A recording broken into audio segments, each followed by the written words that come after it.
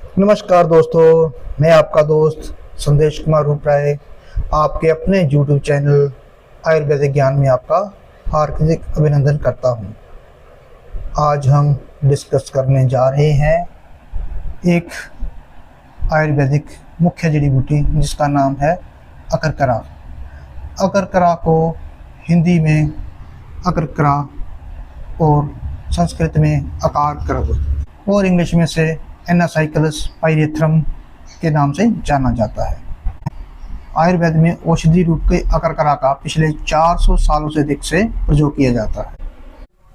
यद्यपि चरक, सुश्रुत आदि प्राचीन ग्रंथों में इसका उल्लेख नहीं होता है, तथापि यह नहीं माना जा सकता कि यह बूटी भारतवर्ष में पहले नहीं होती थी। भारतवर्ष में पाई जाने वाली यह औषधि प्रायः 3 प्रकार की होती है। अकरकरा में उत्तेजक गुण काफ़ी प्रमाण में पाए जाते हैं, इसीलिए इसका प्रयोग कामोत्तेजक औषधियों के रूप में प्रायः किया जाता है। इसे समान गुण वाली अन्य औषधियों के साथ मिलाकर प्रयोग करने से यह वीर्यवर्धक, कामोत्तेजक एवं स्तंभक होती है। आयुर्वेद के अनुसार सशक्त अकरकरा के गुणों के बारे में हम वर्णन करने जा रहे हैं। एक सशक्त अकरकरा भीतर से तोड़ने में सफ़ेद और तीक्ष्ण होता है।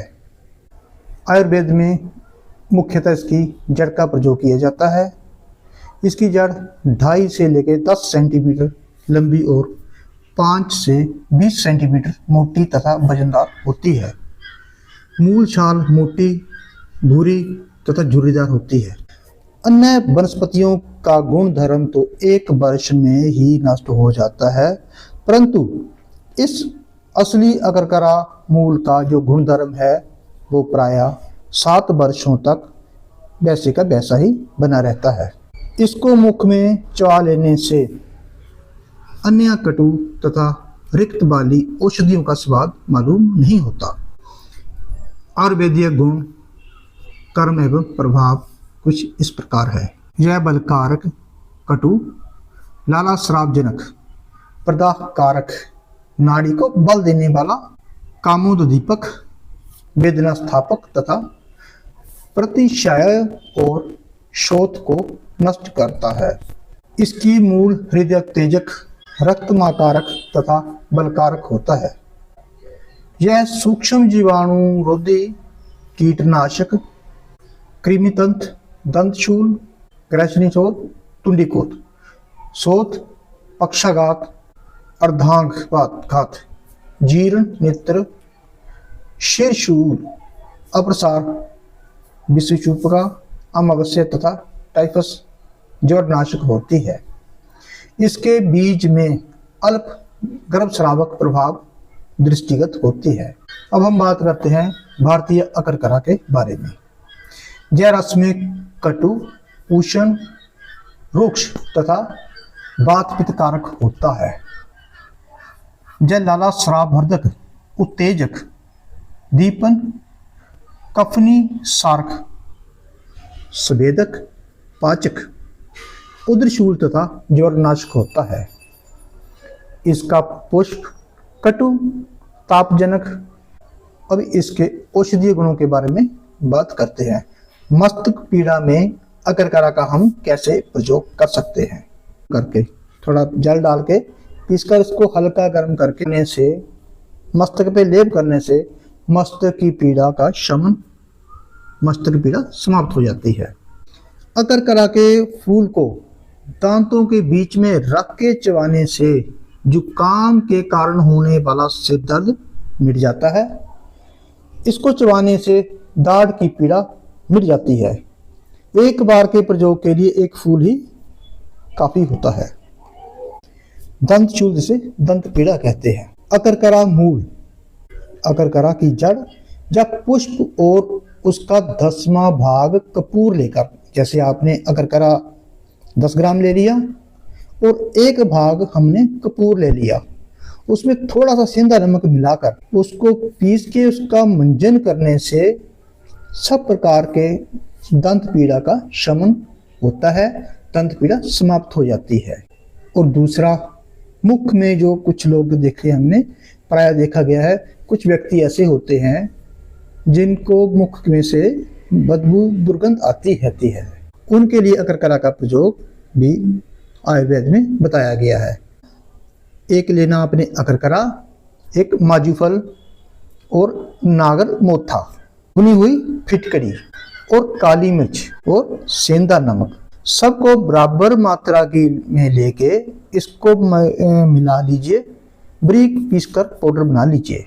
इस मिश्रण से प्रतिदिन आप मंजन करते हैं तो आपके दांतों में दर्द, मसूड़ों के सभी प्रकार के विकारों में अत्यधिक लाभ होता है और मुख की दुर्गंध मिट जाती है। और एक दंतशूल में इसका एक और प्रयोग भी बताया गया है। अकरकरा के पुष्पों को आप सिंपल चबा भी लीजिए, दांतों बीच में रख के चबाते रहो और चबाने से उसके साथ धीरे धीरे आपकी मुख की दुर्गंध भी मिट जाती है और दांतों की पीड़ा भी समाप्त हो जाती है। अकरकरा के पुष्पों का प्रयोग हनुशोध व दंत में कीड़ा लगने या दांतों की पीड़ा, मसूड़ों में सूजन आदि और इस सब में ये अत्यंत लाभकारी है। आयुर्वेद में मुख की दुर्गंध को समाप्त करने के लिए एक चमत्कारी प्रयोग वर्णित है हमारे ग्रंथों में। उसका मिश्रण इस प्रकार है। अकरकरा की मूल, जिसे अकरकरा की जड़ कहते हैं, वो ना मिले तो अकरकरा के पुष्प, इनको ले लीजिए और हल्दी ले लीजिए, सेंधा नमक ले लीजिए। इनको पीसकर उसमें थोड़ा सा आपने सरसों का तेल डालना है और इसको मंजन के जैसे मिला लेना है।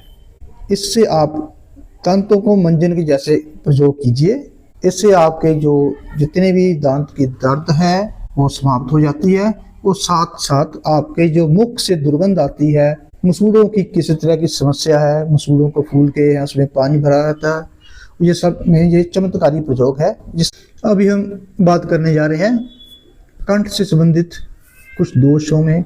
जैसे कुछ सिंगर भाई होते हैं हमारे, उनको गाने में भी ये अत्यधिक सहायक सिद्ध होता है। इसमें आपने क्या करना है, अकरकरा के चूर्ण को 250 से 500 मिलीग्राम की मात्रा में सेवन करने से बच्चों और जो गायकों का जो कंठ है, जिसे स्वर कहते हैं, कंठ स्वर, वो सुरीला हो जाता है। अकरकरा मूल या अकरकरा के फूल को मुंह में रखकर चूसने से भी यह कंठ के लिए बहुत लाभकारी होता है और इससे बच्चों की बोलने की क्षमता बढ़ती है और जो गायक भाई होते हैं उनको स्वर में मिठास कहते हैं, वो बढ़ जाती है। कंठ रोग में जैसे तालू हुआ, दांत हुआ और गले के रोगों में अकरकरा के काढ़े से कुल्ला करने से भी बहुत लाभ होता है। हिचकी आने पर इसको आधा से 1 ग्राम अकरकरा मूल चूर्ण ले लेना है। अकरकरा का जो जड़ है उसके चूर्ण को शहद के साथ, शहद में मिलाकर इसको हिचकी आती है उसको आप चिटा दीजिए। यह चमत्कारी असर दिखाता है। हिचकी में तुरंत प्रभाव आपको नजर आएगा। जैसे कुछ लोग हैं जिनको श्वास की दिक्कत होती है, सर्दियों के मौसम, जैसे मौसम बदला, आपने देखा होगा कुछ व्यक्तियों को श्वास की संबंधित कई तरह की समस्या आ जाती है। अकरकरा के चूर्ण को आपने कपड़छान कर लेना है। उसको सूंघने मात्र से ही वो उनको जो श्वास लेने में बहुत लाभ होता है। खांसी में आपने क्या करना है, अकरकरा को आपने 2 ग्राम लेना है और जो सौंठ है, अदरक है जो सूख जाता है, उसको सूखने के चास उसको हम सौंठ कहते हैं। 2 ग्राम आपने अकरकरा लेना है और 1 ग्राम सौंठ लेनी है। इन दोनों को आपने 1-1.5 गिलास पानी में डाल लेना है। जब उसका 1/4 बच जाए तो वो काढ़ा बन गया आपका। उसको आपने 10 से 20 मिलीग्राम सुबह और शाम को सेवन करने से आपकी पुरानी से पुरानी खांसी भी भाग जाएगी। अकरकरा चूर्ण को 1 से 2 ग्राम मात्रा में सेवन करने से शहद के साथ मिलाकर कफज की समस्या में भी लाभ होता है। ध्यान रखिए दोस्तों, अकरकरा का प्रयोग कभी भी हमने एक अकरकरा को सिंगल मेडिसिन के रूप में कभी भी इस्तेमाल नहीं करना। इसको अन्य औषधियों के साथ मिलाकर ही प्रयोग किया जाना चाहिए। कुछ ना हो तो आपने अकरकरा में शहद डाल के ही इसको चाहे प्रयोग कीजिए, लेकिन कभी भी सूखा अकरकरा का पाउडर आपने इस्तेमाल नहीं करना। इससे आपके गले में भी दिक्कत आ सकती है और आपको हार्ट बर्निंग की जैसी समस्या हो सकती है। इस बात का हमने विशेष ध्यान रखना है। हृदय रोग में आपने क्या करना है, जो 2 भाग आपने अर्जुन की छाल और 1 भाग अकरकरा मूल चूर्ण, जैसे आपने 2 चम्मच अर्जुन की छाल ले लिए और अकरकरा की जड़ का चूर्ण को 1 चम्मच ले लिया। इन दोनों को मिलाकर आपने अच्छे से पीस लेना है और दिन में 2 बार आधा आधा चम्मच जो है मात्रा के रूप में खाने से आपको जो हृदय में जो घबराहट होती है, पीड़ा होती है, या कंपन और कमजोरी आदि जो हृदय के से संबंधित कई प्रकार के विकारों में जो आप अत्यधिक लाभकारी है। और इसका हृदय के ही अन्य रोगों में इसका एक दूसरा प्रयोग भी हमें आयुर्वेद में बताया गया है। आपने कुलंजन ले ली और कुलंजन के साथ सूंठ और अकरकरा की 2 से 5 ग्राम मात्रा को 100 मिलीग्राम पानी में उबाल लेना है। अब जब ये उबलने के पश्चात आपका धीरे धीरे उसका 1/4 चतुर्थ भाग काढ़ा सा बच जाए, पीछे शेष रह जाए, तब इस काढ़े को आपने छान के, ठंडा नहीं करना, बहुत तेज गर्म भी नहीं पीना, थोड़ा हल्का गर्म लेना है। उसको नियमित रूप से इस काढ़े को छान के नियमित रूप से पिलाने से आपकी जो सांस से संबंधित जिनको हार्ट के मरीज होते हैं, उनको घबराहट होती है, उसमें भी लाभदायक है। ये जो नाड़ी क्षीणता है उसमें भी, और हृदय की जो कार्यशीलता है, इस तरह के आदि ऐसे कई से विकारों में ये अत्यंत लाभकारी होता है। आपने क्या करना है, अकरकरा मूल, अकरकरा की जड़ के पाउडर को चूर्ण लेना है आपने, और पिपली का चूर्ण भी ले लेना है। उन दोनों को बराबर बराबर मात्रा में डाल लेना है और उसमें थोड़ी सी सौंफ को लेके भून के उसका पाउडर करके उसमें मिला लेना है। इन तीनों को आपने आधा चम्मच सुबह, आधा चम्मच शाम को भोजन के उपरांत ये लेना है। इससे आपको उदर से संबंधित जितनी भी समस्या है उसमें बहुत ज्यादा लाभकारी है।